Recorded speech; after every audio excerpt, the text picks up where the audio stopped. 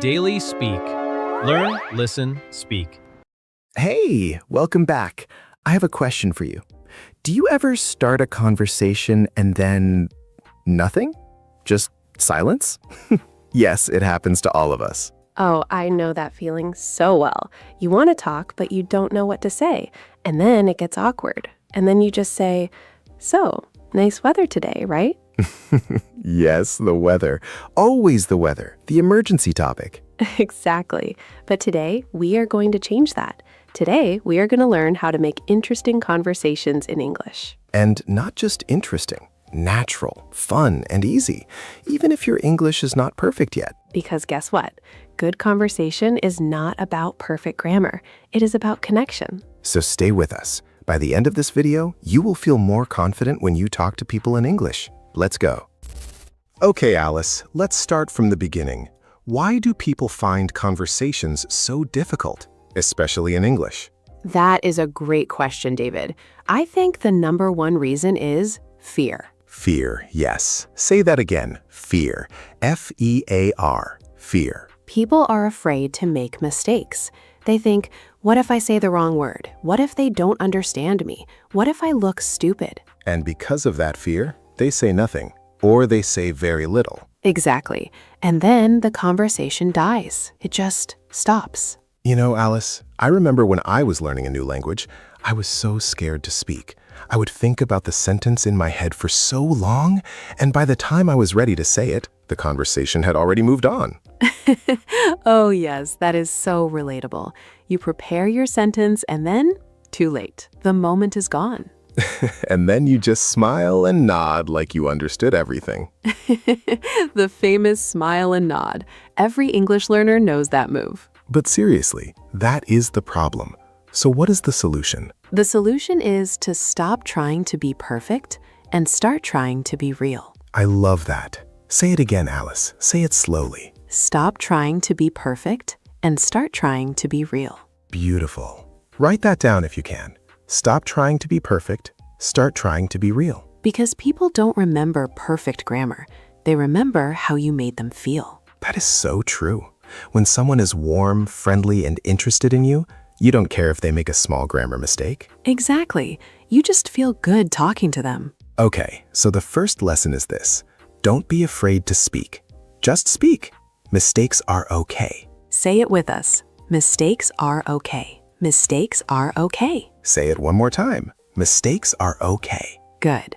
Now, let's move on, because knowing that is important, but we also need real tools, real phrases, real techniques. Yes, let's talk about how to start a conversation, because that's often the hardest part. Okay, David, so you want to talk to someone. Maybe a new person at work. Maybe someone at a party. Maybe a stranger at a coffee shop. Yes, you see them, you want to say something, but what do you say? Well, first, don't overthink it. The opening line doesn't need to be amazing. It just needs to be friendly. Right. You don't need to say something brilliant, you just need to open the door. Exactly. Open the door. I love that phrase, David.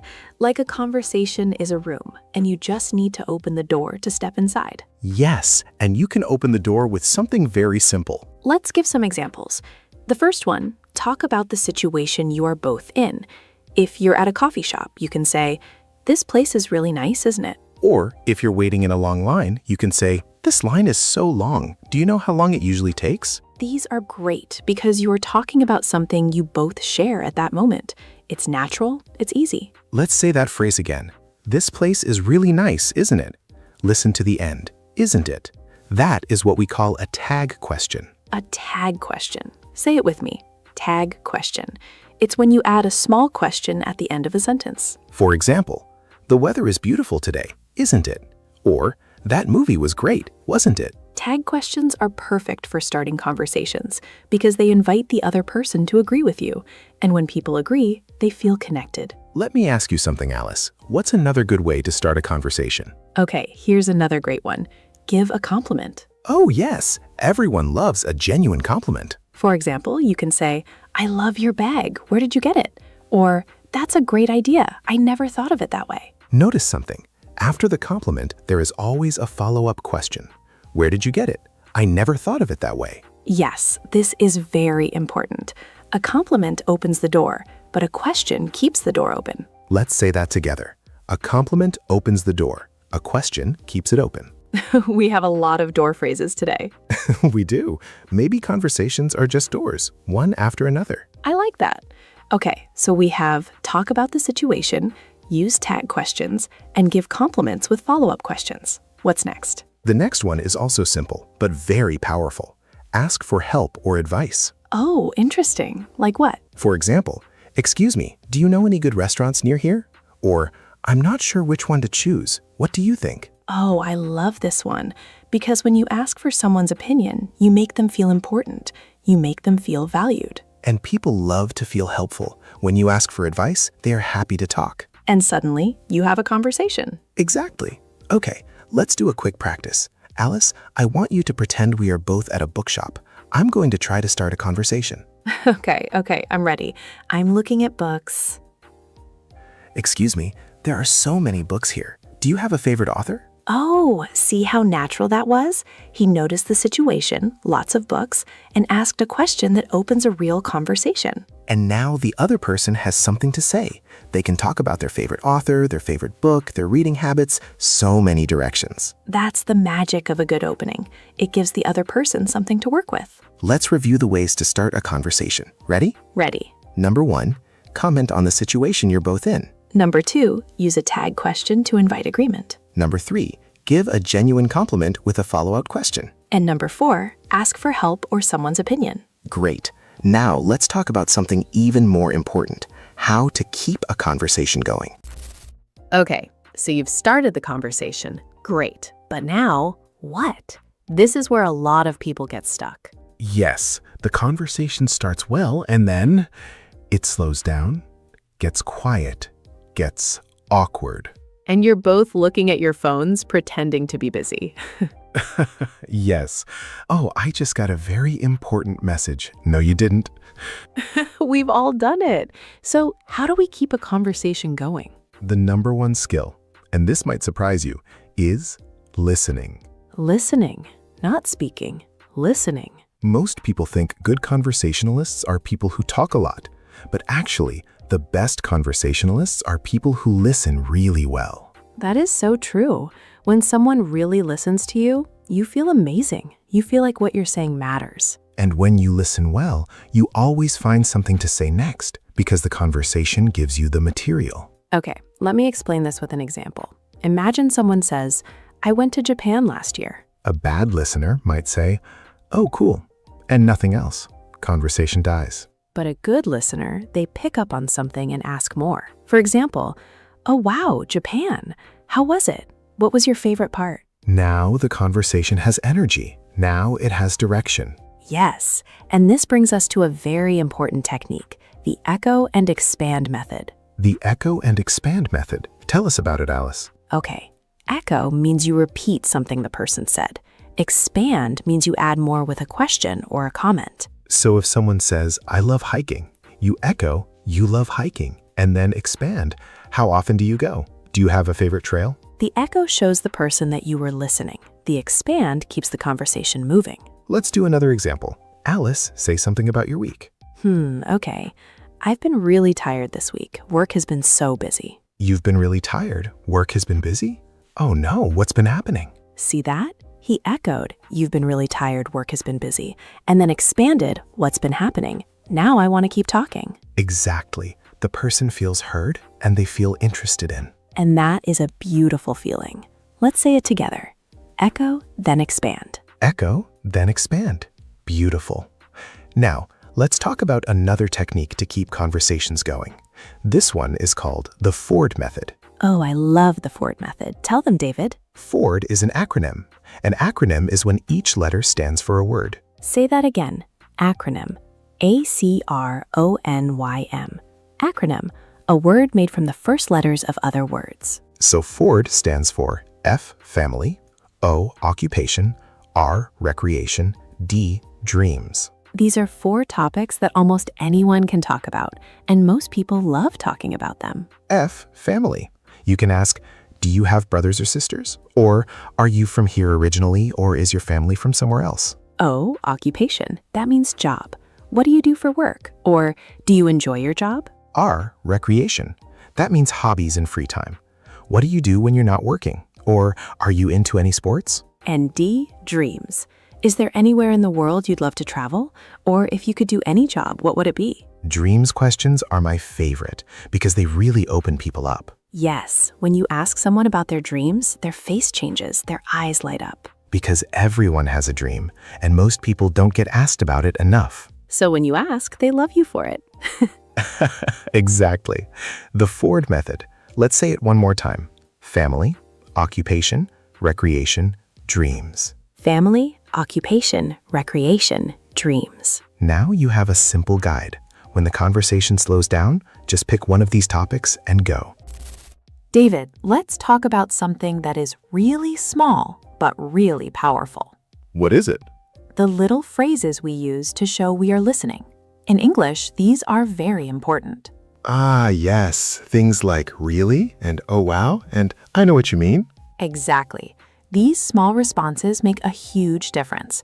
They tell the other person, I am here, I am listening, I care about what you're saying. Let's go through some of the best ones. The first one is very simple. Just say, really. Really, with the voice going up. It shows surprise and interest. Let me show you. I just got a promotion at work. Really? That's amazing. How long have you been working there? See how that one word, really, made the response feel warm and genuine? Yes. Let's try another one. Oh, wow. Oh, wow. This shows you are impressed. I ran a marathon last weekend. Oh, wow. That's incredible. Was it your first one? Great.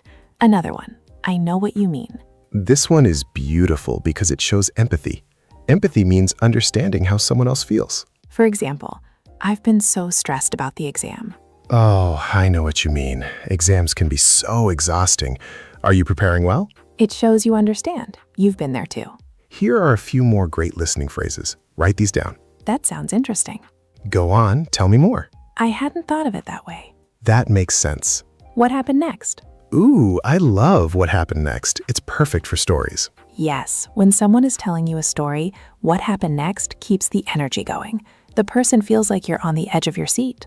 Let's also talk about body language, because when you're speaking English in person, your body talks too. Oh, this is so important. Eye contact, nodding, smiling, these all show that you are engaged.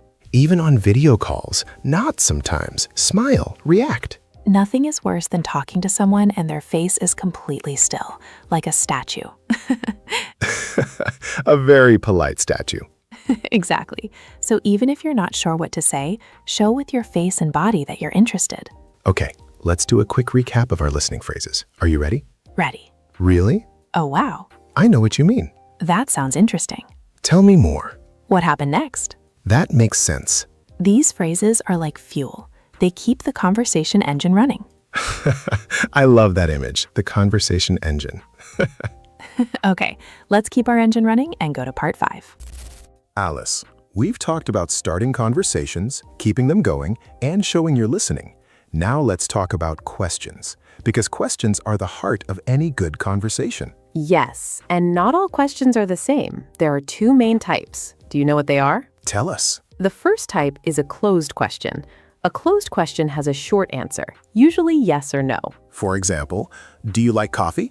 The answer is just yes or no. Closed questions are fine, but they don't keep a conversation going very well. Because after yes or no, then what? Exactly. More silence. The second type is an open question. An open question needs a longer answer.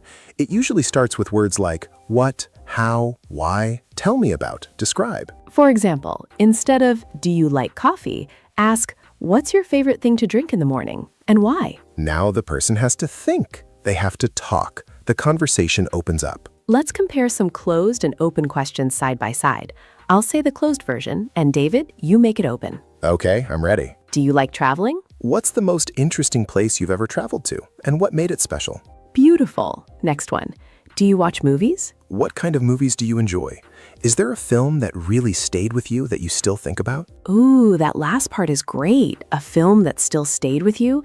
That's going to lead to a really interesting answer. Because it's personal, it's emotional, it's not just facts. Exactly. The best questions are personal. They invite someone to share their experience or their feelings. Let's talk about a special kind of question, the hypothetical question. Hypothetical. Hypothetical. It means imaginary, not real. Oh, these are so fun. Like, if you could live in any country in the world, which one would you choose? Or, if you could have dinner with anyone in history, alive or dead, who would it be? These questions are great because there are no right or wrong answers. Everyone can answer them, and everyone's answer is different. And they lead to really interesting discussions because the other person wants to know why you said what you said. Exactly. Let me try one on you, David. If you could wake up tomorrow with one new skill, what would it be? Ooh, that's a good one. I think I would want to speak every language in the world fluently. Of course. That's so perfect for this channel.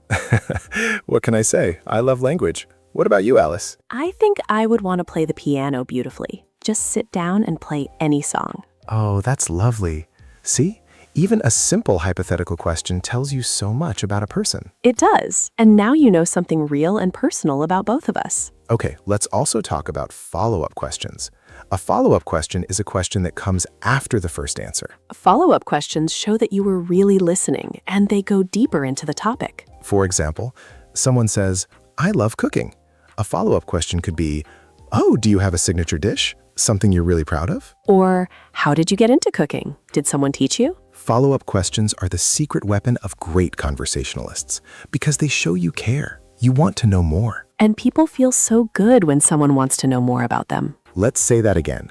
Follow-up questions show that you care, and people feel good when someone cares. So remember, ask open questions, ask hypothetical questions, and always ask follow-up questions.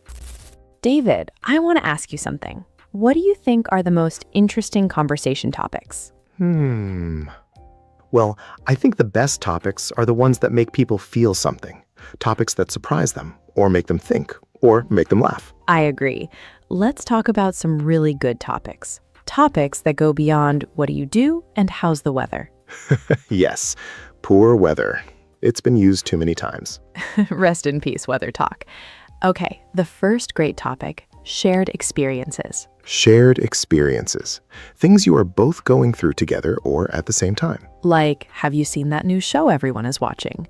Or did you hear about what happened in the news today? These are easy because you're both in the same world. You both have access to the same things. The second great topic, stories from your own life. Personal stories are fascinating. Yes, when you share a funny story or an embarrassing moment or an adventure, people connect with you instantly. For example, you could start with, the funniest thing happened to me last week, and now everyone wants to know. Or, this is so embarrassing, but I have to tell you.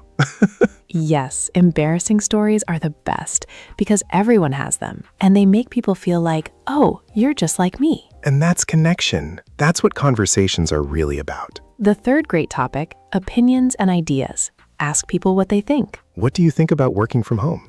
Do you prefer it, or do you like being in the office? If you could change one thing about the city, what would it be? When you ask for someone's opinion, you respect their mind, and people love that. But be careful with very controversial topics like politics or religion. With someone you don't know well, these can get complicated. Good point, Alice. Start with lighter opinions. Movies, food, places, life choices. As you know the person better, you can go deeper. The fourth great topic, childhood and nostalgia. Nostalgia, Nostalgia. It means the warm feeling of remembering the past. Questions like, what was your favorite cartoon growing up? Or, what's your best memory from childhood? These are so powerful because everyone has a childhood. And when you remember happy times, you feel good. And when someone makes you feel good, you associate that feeling with them. So suddenly, they are a good person to be around, just because they asked the right question. Yes, the power of a good question is amazing. The fifth great topic, future plans and dreams.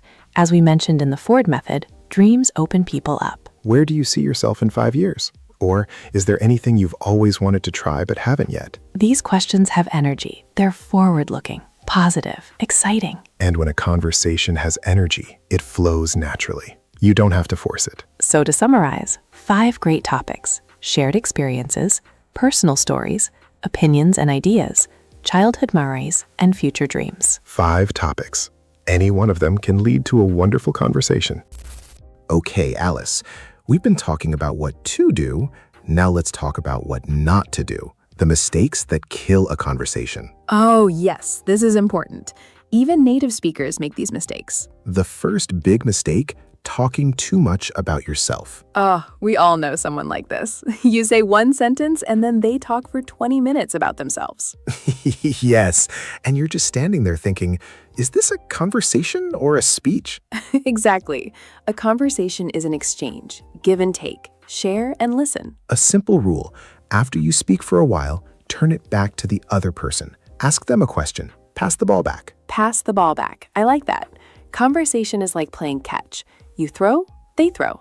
You throw, they throw. If only one person is throwing, it's not catch. It's just throwing. Yes, exactly. Okay, the second mistake, interrupting. Interrupting means cutting someone off while they're speaking, before they finish. This is very rude in most cultures.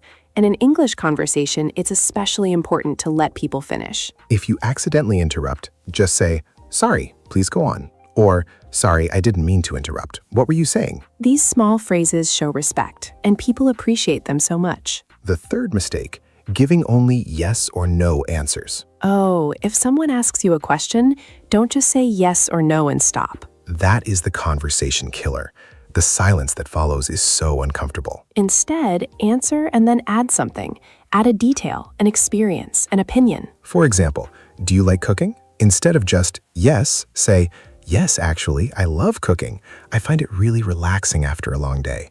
Do you cook as well?" See the difference? You answered, you added something personal, and you passed the ball back with a question. Beautiful. 3 things in one response. The fourth mistake, checking your phone during a conversation. Oh, this one is so easy to do, but it sends a terrible message. It says, my phone is more interesting than you, and nobody wants to feel that way. When you're in a conversation, give the person your full attention. Eyes on them, mind with them. Of course, if it's an emergency, you explain.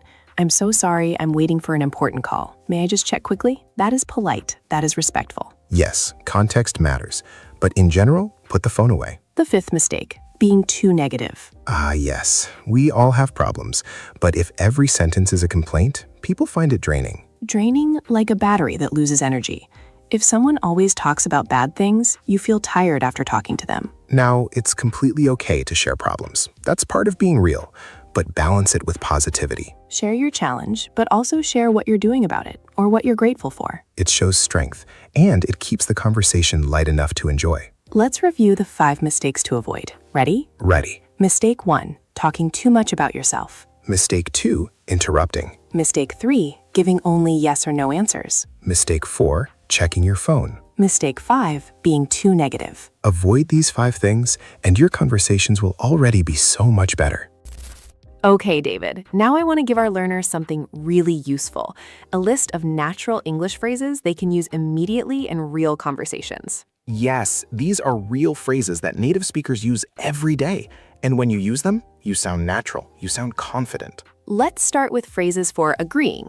Absolutely.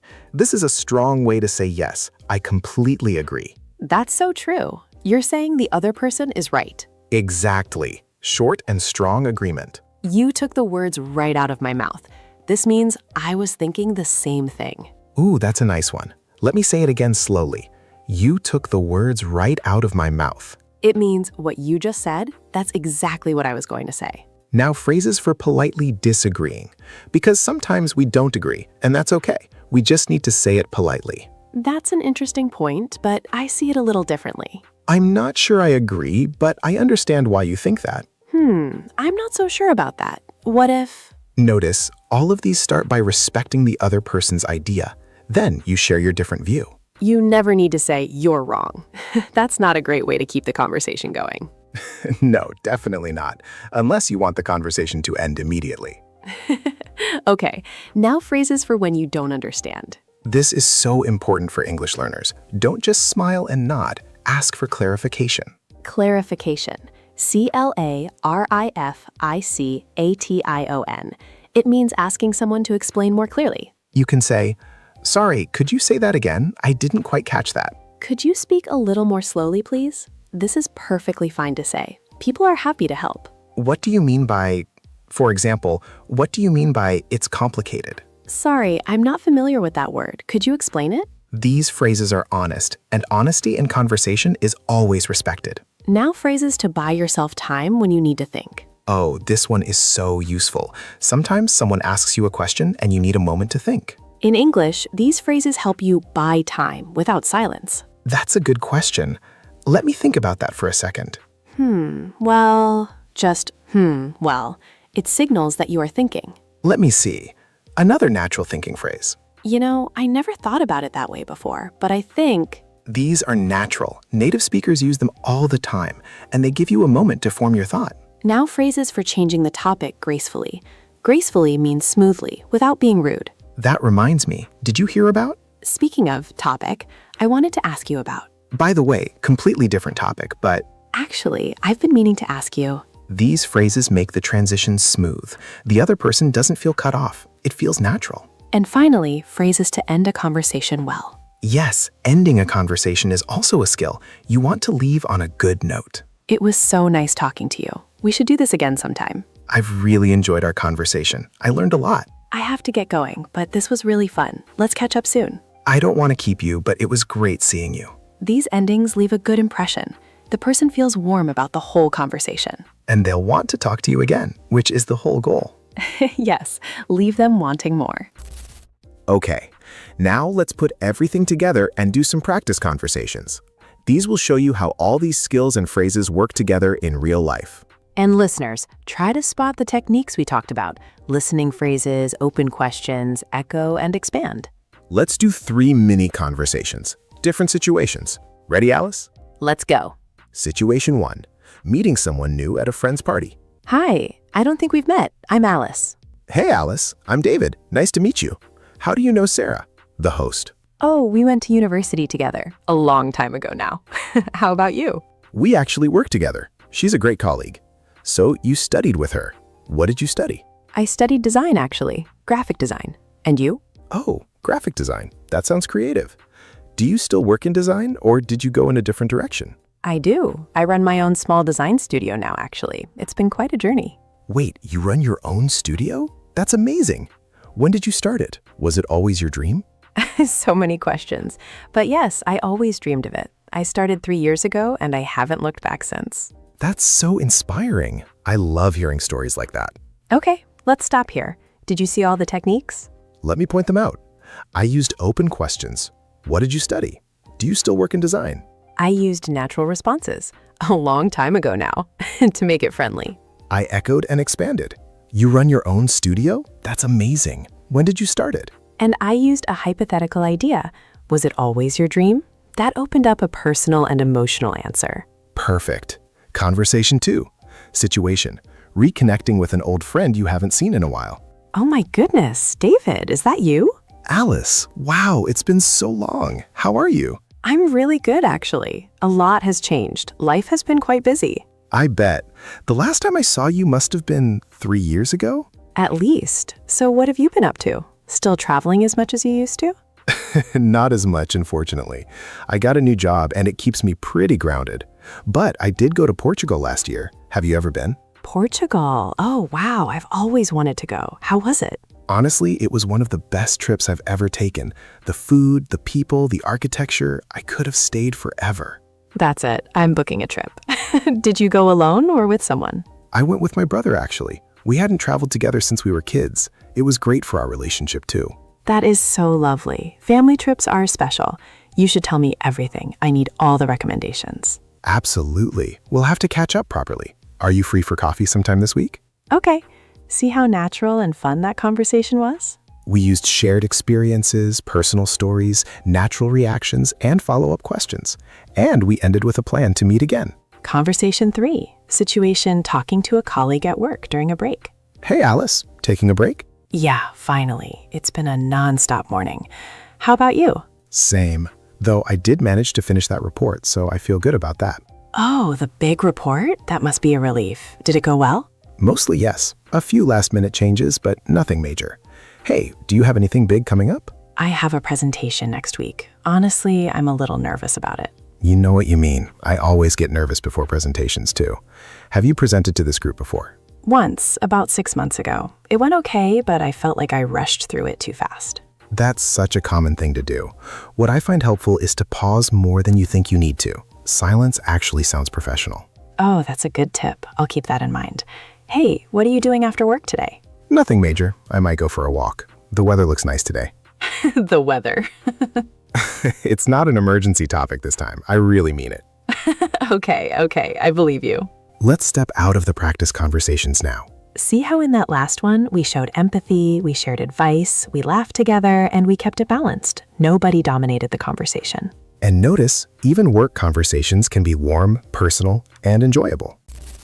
David, we've covered so many amazing techniques today, but I want to end on something really important: confidence. Yes, because you can know all the techniques in the world, but if you're not confident, it's hard to use them. So let's talk about how to build conversation confidence in English. The first thing, practice out loud, not in your head, out loud. So many English learners practice in their heads. They think, I know what I want to say, but when it comes to actually speaking, it feels different. Yes, speaking uses different muscles than thinking.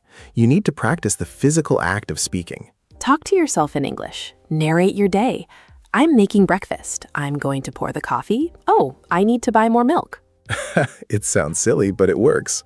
Your mouth gets comfortable with English. You can also record yourself. Record yourself having a practice conversation and listen back. Yes, you might be surprised. You might sound much better than you thought. Or you might notice a habit to fix. Either way, it's valuable feedback. The second confidence builder, learn set phrases for common situations. Like the ones we've taught today. Could you say that again? That's a great point. Oh, wow, really? When you have these phrases ready, you don't have to think. You just use them, and they buy you time while your brain catches up. Set phrases are like safety nets. They catch you when you're falling. The third confidence builder, remember that most native English speakers are kind. They are not waiting for you to make mistakes. Most people just want connection, just like you do. And when someone sees you trying to speak English, especially when it's not your first language, they usually respect you even more for trying. I always say, every mistake is proof that you are brave enough to try. I love that. Say it again slowly. Every mistake is proof that you are brave enough to try. Every mistake is proof that you are brave enough to try. Beautiful. The fourth tip, celebrate small wins. Every time you have a conversation in English, even a short one, that is a win. Celebrate it. Did you order a coffee in English today? Win. Did you ask for directions? Win. Did you understand a joke in English? Big win. Yes, understanding a joke in English is an advanced skill. It really is. Humor is one of the hardest things to translate. But every small win builds confidence, and confidence leads to more conversations, and more conversations lead to more wins. It's a beautiful cycle, a positive cycle. The fifth tip, find conversation partners. Practice with real people. Whether it's a language exchange partner, an online conversation class, or an English-speaking friend, real conversation is the best practice. And channels like this one. Use us for practice too. Yes, listen to us while you cook, drive, exercise, and repeat phrases out loud along with us. Repeat after us whenever we say something. Don't just listen, participate. You are not a passive learner. You are an active English speaker. I love that. Active English speaker. That is what you are. Say it. I am an active English speaker. Say it again. I am an active English speaker. One more time. I am an active English speaker. Yes, you are. Okay, wow, we have covered so much today. We really have. Let's do one final recap of everything. Ready? Let's go. We learned why conversations feel difficult, and that the answer is to stop trying to be perfect and start trying to be real. We learned how to start a conversation. Comment on the situation, use tag questions, give compliments with follow-ups, and ask for opinions. We learned how to keep a conversation going, the echo and expand method and the Ford method, family, occupation, recreation, dreams. We learned phrases to show you were listening. Really? Oh, wow. Tell me more. What happened next? We talked about the power of open questions, hypothetical questions, and follow-up questions. We explored great conversation topics, shared experiences, personal stories, opinions, childhood memories, and future dreams. We looked at common mistakes to avoid: talking too much, interrupting, yes/no answers, checking your phone, and being too negative. We gave you real English phrases for agreeing, disagreeing, not understanding, buying time, and ending conversations gracefully. We did 3 practice conversations so you could hear it all in action. And finally, we talked about building confidence, because skills and confidence together, that is the winning combination. You have everything you need now. The tools are in your hands. And remember, the best way to get better at conversations is to have more conversations.